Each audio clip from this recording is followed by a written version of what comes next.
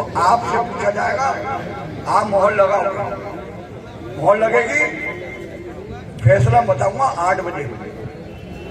ये कुछ महिलाएं जो अपनी समस्या लेके आ रही हैं पिछले 15 दिन से, मैंने उनसे भी स्पष्ट कर दिया है कि 8 बजे तक बैठना पड़ेगा, तभी बात बताऊंगा क्या होगा, उससे पहले बताऊंगा नहीं, क्योंकि अभी बता दूंगा तो ये बोरिया बिस्तरा उठा के बच्चे रो रहे हैं, घर जा रही हैं। बिल्कुल। तो इसलिए ये जो ट्यूटर हैं और इनकी जो मैडम है वो इसी की मेंबर है, तो जब लाल गाड़ी से उतर के आती हैं और लाल साड़ी पहन के आती है तो ये अंदर वाले चकाचौंध हो जाते हैं, उनकी अकल पे पत्थर पड़ जाता है कि अब क्या करें। इसलिए ट्यूटर का मामला अभी अधर में है, लेकिन हमें मालूम है हम लड़ाई लड़ रहे हैं, इंशाल्लाह जीत मिलेगी हमें, लेकिन 8 बजे तक बैठना पड़ेगा। बिल्कुल।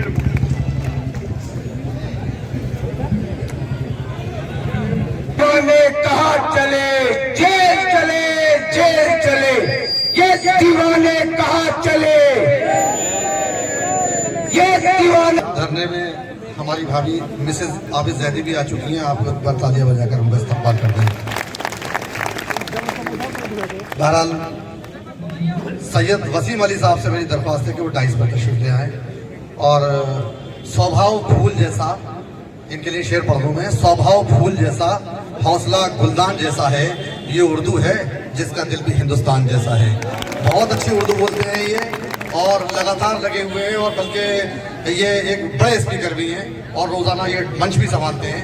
बहरहाल एक बार जोरदार तालियों से आप इनका इस्तकबाल करें। और वसीम साहब आपके पास बहुत सारा टाइम है, आप आज जितना ही बोलना चाहते हैं जम के बोलिए। अस्सलाम वालेकुम, बहुत शुक्रिया नजर भाई। आंधियों से न बुझूं ऐसा उजाला बन जाऊं, तू नवाजे तो मैं जुगनू से सितारा बन जाऊं, और मैं एक खतरा हूं, मुझे ऐसी सिफत दे मौला, कोई प्यासा नजर आए तो दरिया बन जाऊं। अजीज साथियों, आपकी तादाद ये बता रही है कि आप जिंदा कौम हैं और जिंदा लोग हैं, अल्हम्दुलिल्लाह। और बहुत जल्दी फतेह हम लोगों को नसीब होगी, क्योंकि हम लोग हक पर हैं, और जो हक की लड़ाई लड़ते हैं अल्लाह रब्बुल इज्जत गैब से उनकी मदद करता है। सुबह बहुत लोगों के फोन आए कि भाई हमें लेने आ जाओ, हमारा डिपार्टमेंट खुल रहा है। तो कुछ लोग उस पर नाराज भी हुए कि भाई सीधा आ जाना चाहिए था। तो जो मेरे भाई नाराज हुए उनको मैं बता देना चाहता हूं कि फौज में सभी बहादुर नहीं होते, कुछ लोग कमजोर दिल के भी होते हैं, जो कमांडर होते हैं उनको लेके जाते हैं और उनका हौसला बढ़ाते हैं और तब उनको जंग में उतारते हैं। इसलिए हमारी एक टीम गई थी, मैं अफू वगैरह अपने तमाम साथियों के साथ गए थे हर डिपार्टमेंट, और उनसे कहा कि मेरे भाइयों चलो, और वो लोग आए। बहुत जगह के लोग थे, तो किसी पर भी नाराज नहीं होना है, सब हमारे अपने हैं, सब कंफर्मेशन चाहते हैं, सब परमानेंट होना चाहते हैं, लेकिन सबकी हिम्मत एक बराबर नहीं हो सकती, ये हमें समझना पड़ेगा। सबकी हिम्मत एक बराबर नहीं हो सकती, तो जो हमारा भाई कम हिम्मत वाला है उसको हिम्मत हमें देनी है। आपने देखा है फौज में जब किसी जंग की तैयारी होती है तो पहले बड़े जबरदस्त जय हिंद के नारे लगते हैं, बहुत कमांडर उनका और ग्रुप कैप्टन मोटिवेट करता है अपनी फौज को, और उसके बाद जब उनके खून गर्म हो जाते हैं फिर कहते हैं अब चलो अटैक करना है। तो हमें भी यही करना है, किसी से लड़ना नहीं है, किसी साथी को बुरा भला नहीं कहना है, बल्कि यूनिटी की बात करनी है, सबको जोड़ना है। कि 4 लाइन में सारी बात है कि बुग़्ज़ और नफरत की न कोई बात करो, अहले दिल हो तो मोहब्बत की कोई बात करो, और पट जाओगे अगर तो दुश्मन को मिलेगा मौका, ज़बान और दिल से न हिमाकत की कोई बात करो। अजीज साथियों, आपकी ये यूनिटी आपकी ये यकजहती एक इतिहास लिख रही है, एक तारीख लिख रही है। इतनी सारी बहनें यहाँ मौजूद हैं, इतने सारे भाई यहाँ मौजूद हैं।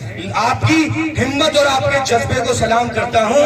और कमेटी मेंबर्स का मैं बहुत शुक्रिया अदा की, भाई आबिद भाई, अमजद भाई, हामिद भाई, शाजिया आपा, सबका, कि आप सबने हमें एक प्लेटफॉर्म दिया। और हमारे ये दो भाई मुस्लिम भाई ऑफिस में हैं और जावेद भाई जो अल्लामा इकबाल में हैं, आज माशाल्लाह बिल्कुल दूल्हा बन रहे हैं। इनके लिए जोरदार तालियां बजा दें। अजीज साथियों, हमारी यूनिटी से इंतजामिया बहुत घबराया हुआ है। हमारी डिमांड सारी पूरी होंगी और ईसी में पूरी होंगी इंशाअल्लाह ताला।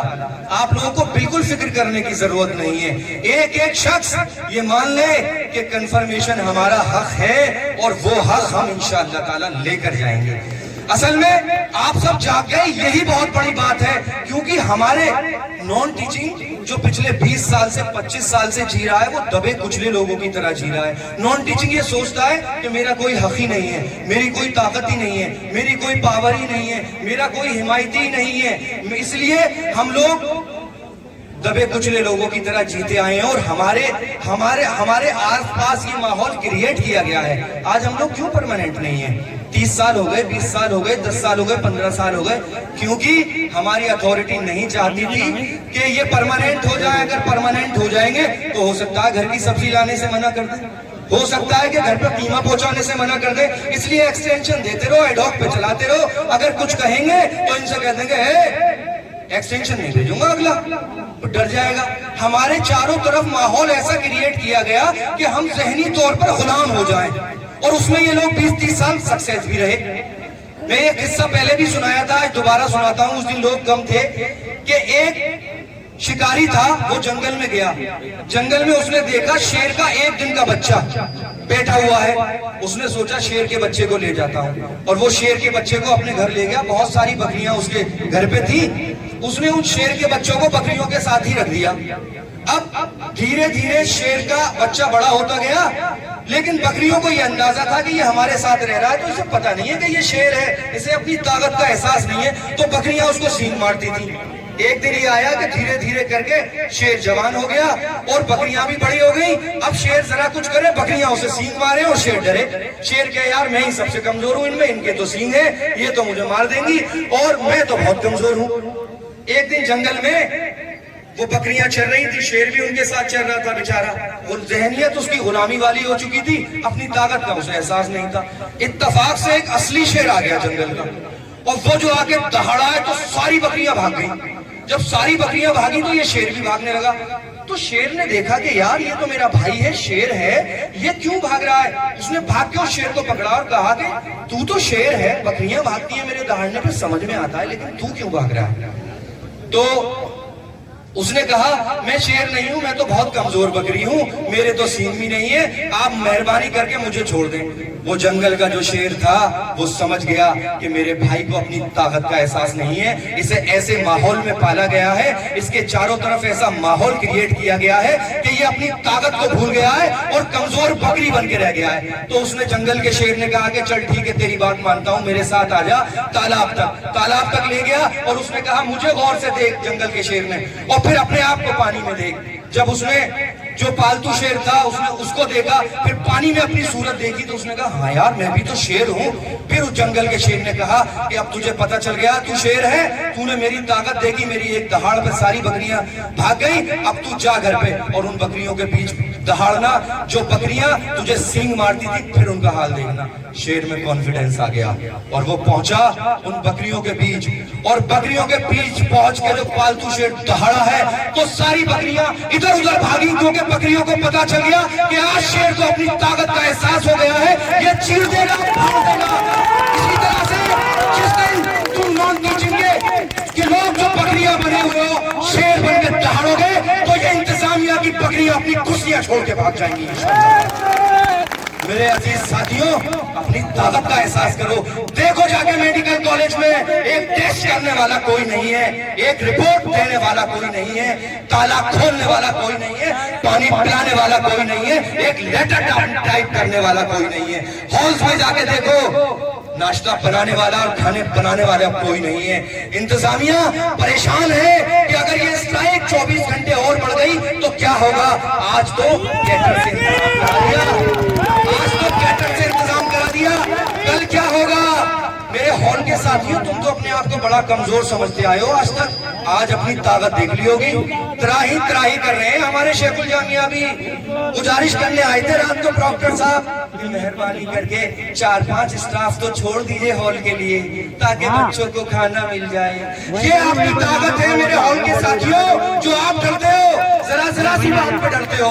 कोई जरूरत नहीं है डरने की। अल्लाह राज़िक है, उसने हमारा रिस्क लिख दिया है, तो इंशाअल्लाह ताला हम यही रहेंगे। जाएंगे वो जालिम जो हम पे जुल्म कर रहे हैं। अमजद भाई कह रहे थे ना कि ये दीवाने कहाँ चले, जेल चले। अमजद भाई से माजरत के साथ कहूंगा, जेल हम नहीं जाएंगे, जेल ये जाएंगे। करप्ट ये है, हम करप्ट नहीं है, हम बेईमान नहीं है, हम अपने हक पर लड़ रहे हैं और हम अपने हक के लिए लड़ रहे हैं। पूरा हिंदुस्तान जानता है, पूरी दुनिया जानती है। अलीगढ़ मुस्लिम यूनिवर्सिटी के लोग पूरी दुनिया में मौजूद हैं और सब जानते हैं कि अलीगढ़ मुस्लिम यूनिवर्सिटी के जो एम्प्लॉय हैं वो अपने हक के लिए लड़ रहे हैं, पीसफुली लड़ रहे हैं और ईमानदारी से लड़ रहे हैं। और एक बात मैं आपको बता दूं मेरे साथियों, हमारी नौकरी पर ही खतरा नहीं है, हमारे इदारे पर भी खतरा है। ये सर सैयद अली रहमा जिन्होंने ये चमन बड़ी कुर्बानियों से बनाया था, उसको भी ये जालिम लोग बर्बाद कर देना चाहते हैं, हमारे इदारे को दरहम बरहम कर देना चाहते हैं। मेरे अजीजों, सर सैयद अली रहमा की कुर्बानियों का अंदाजा है आपको। जब पढ़ेंगे तो आंखों में आंसू आ जाएंगे। ये यूनिवर्सिटी ऐसे नहीं रहा है और वो पहले दिन से हमारे साथ लगा है। जितना भी डाटा कंपाइल किया गया था और इस वक्त जो हमारे वॉलंटियर कार्ड पड़े हुए हैं, रात के 10 बजे उसे जिम्मेदारी दी गई और सुबह ये हमारे गले में मौजूद थे। मोहम्मद शादाब जो जूलॉजी डिपार्टमेंट से हैं, और आप ये समझ लिए वो सारा काम अपना एक हाथ से करते हैं, तो मुश्किल बहुत मेहनत के साथ। और उससे भी बड़ी वजह है कि आपको ये बता दूं, जो भी कैटेगरी हमारे सामने आ रही है, स्क्रीनिंग की बात चल रही है, अगर वो स्क्रीनिंग की जो डेट्स हैं जो सबके सामने आई थी, अगर वो डेट नहीं जाती है तो मोहम्मद शादाब उस कैटेगरी में आ भी नहीं रहे हैं। उसके बावजूद आपके साथ कंधे से कंधा मिला के लगे हुए हैं। आप सभी लोगों को पता है कि जो हमने इस एजुकेशन का स्टार्ट किया, तो उस स्टार्ट के वक्त हमारी अपनी लाठी नहीं थी, वो हम दूसरे की लाठी लेके चल रहे थे, जिसे आपके जद्दोजहद के बाद 23 अक्टूबर को जो जनरल बॉडी की स्टाफ क्लब के पास मीटिंग हुई, उस लाठी को हमने अपने हाथ से आपके कहने पर उसे निकाल के अलग फेंक दिया। और उसके बाद आप लोगों ने ये ज्वाइंट एक्शन कमेटी बनाई जो आपके सामने मौजूद है। 25 तारीख को हमने 25 अक्टूबर को मेमोरेंडम दिया कि हमें हमारी डिमांड पूरी हो, अगर नहीं होती है 48 घंटे के अंदर अंदर तो हम स्ट्राइक पे धरने पे चले जाएंगे।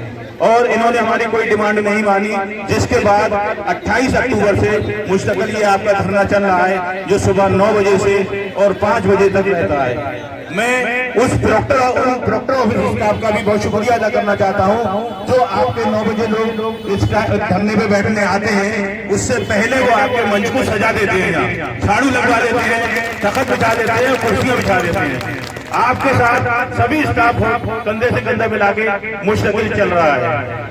उसके बाद जब ये धरना शुरू हो जाता है, उस बीच में यह धरना कहें कि उस धरने से पहले भी हमारी कुछ मीटिंग्स हुई, जो इस वक्त तारिक मंसूर साहब बैठे हुए थे, जो एक कमेटी बनाई गई, वो कमेटी बहुत सक्सेसफुल तरीके से चल रही थी। और उस कमेटी की जद्दोजहद के बाद जो जनवरी का इंक्रीमेंट था, वो इंक्रीमेंट आप लोगों का बहाल हुआ, जो 200 समथिंग लोगों का था। उसी की पैरिटी के बेस पे हम इनसे ये लड़ रहे थे, जब आपने जनवरी का इंक्रीमेंट दे दिया है तो आप जुलाई का भी इंक्रीमेंट दो। और उसी मीटिंग में रजिस्ट्रार साहब ने हमसे ये वायदा किया था कि जो चिल्ड्रन की वजह रही, वो तारिक मंसूर रात में यहाँ से भाग गए बगैर किसी को इत्तला किए, बगैर किसी से कहे। यहाँ तक के जो उनके साथ में काम करने वाले लोग थे, उन लोगों को भी उन्होंने हवा नहीं लगने दी और रात ही यहाँ से बोरिया बिस्तर बांध के निकल गए, जिसके वजह से वो हम लोगों को अंधकार में छोड़ के चले गए। और एक चीज के लिए मैं आप लोगों से माफी भी मांगना चाहता हूं कि जिस वक्त ये 36 से और 31 की बात चल रही थी, उस वक्त इन लोगों ने हमसे ये वायदा किया कि नहीं, आप लोगों को कोई 31 से हो या किसी से हो, आपको कोई नुकसान नहीं होगा। उस चीज की मालूमात ना तो हम लोगों को थी न, और यूँ कहें फाइनेंस ऑफिसर साहब ने हमसे खुद ये कहा कि हमें 36 नहीं पता और हमें 31 नहीं पता क्या होता है। जब एक फाइनेंस ऑफिसर को नहीं पता तो हमें क्या पता होगा। हमने तो बस ये इनकी बात पे भरोसा किया कि हमारी सैलरी में कोई नुकसान नहीं हो रहा है, हमें सैलरी पूरी मिल रही है, हम उस पर भरोसा कर गए। लेकिन कुछ जो हमारे साथी थे जो अंदर एडमिनिस्ट्रेटिव ब्लॉक में हैं, उन लोगों को ये बात समझ में आ गई थी कि इससे बहुत बड़ा नुकसान होगा, और मैं उस नुकसान की पूरी जिम्मेदारी खास तौर से उस लाठी को देता हूं जिसे हमने निकाल के फेंक दिया। उस आदमी ने हमें धोखा दिया, उसे बहुत कुछ मालूम था, जिसने हमें अंधकार में रखा। उसके लिए कमेटी की तरफ से, क्योंकि उस वक्त कमेटी भी नहीं बनी थी, सिर्फ हवा में चल रही थी सब बातचीतें। बाद में ये कमेटी जो बनी है वो आप लोगों के, देखिए सबसे बड़ी एक वजह ये भी बता दूं, ये जो एक्शन लेने की बात करते हैं, उस एक्शन सबसे बड़ी ना लेने की वजह ये है कि आपकी जनरल बॉडी ने इस कमेटी को बनाया है। जनरल बॉडी ने जो कमेटी बनाई है, आप ये समझ लीजिए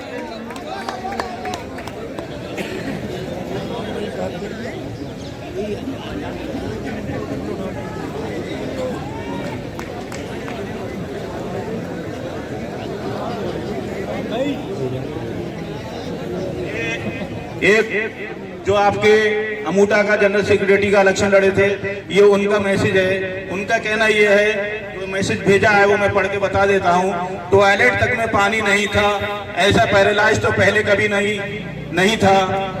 बहुत ही कामयाब स्ट्राइक रही, जिसके लिए नॉन टीचिंग स्टाफ की हिम्मत और उनकी यूनिटी को सलाम। निकम्मा administration, particularly registrar and finance officer are incompetent and insensitive। गुलदेव साहब तो अंधे के हाथ में बटेर लग गई है,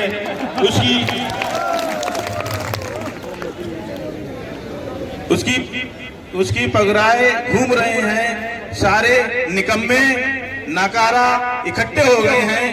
खुद हराम की मलाई रबड़ी सब चाहिए, दूसरों को हलाल की हवा पानी भी नहीं देना चाहते। अशरफ मतीन साहब का बहुत बहुत शुक्रिया, और ये आपकी यूनिटी है जो इन्हें पानी के लिए भी इस वक्त तरसा दिया गया है। और अभी हम जो मस्जिद में वुजू कर रहे थे, तो उस वक्त उन टोटियों में भी पानी काफी हल्का हो चुका है। जो हो सकता है मगरिब की नमाज में हमें पानी अंदर ना मिले, तो मैं आप लोगों से, हम पानी अंदर चलवाएंगे नहीं, लेकिन आप लोगों से ये रिक्वेस्ट करेंगे, अगर किसी का वुजू ना हो तो तयम्मुम कर ले या किसी और जगह से वुजू कर ले।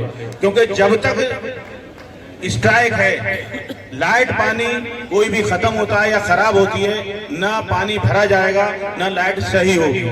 अगर कोई अपना फॉल्ट अपने आप से सही होता है तो अल्लाह के रहमो करम पर है। तो मैं अपनी बात को, जो अंदर मीटिंग्स और स्ट्राइक और वो सब बात जो चल रही थी, जो बीच में डिसकंटिन्यू हो गई, मैं इसी जो पानी ना आने की वजह में बिल्डिंग डिपार्टमेंट का बहुत बहुत शुक्रिया अदा करता हूं। उन्होंने कहा यह था कि रात को हम टैंक फुल कर देंगे। मेरे ख्याल में उन्होंने भी इस एडमिनिस्ट्रेशन को बता दिया, जैसे आप हवा में बातें करते हैं, ऐसे ही हमने ये बात हवा में की थी, जितना था उतना ही है। बहुत शुक्रिया बिल्डिंग डिपार्टमेंट के, खासतौर से वाटर सप्लाई सेक्शन का। इलेक्ट्रिसिटी वाले ही मौजूद हैं, अगर लाइट चली जाएगी तो खैर कहीं की सही नहीं होगी। और आप लोग दुआ मांगे कि वाइस चांसलर साहब और पीवीसी साहब, यानी इन लोगों की लाइट इस तरह खराब हो जो सुबह तक तो सही हो, नहीं तो ज़्यादा अच्छी बात है। तो अभी इन्होंने बीच में ये कहा ही, क्योंकि मुझे कोई स्पीच नहीं आती, मैं तो सीधी सीधी बातें करता हूँ। हाँ, टेबल टॉक करा लो मुझसे जितनी भी है।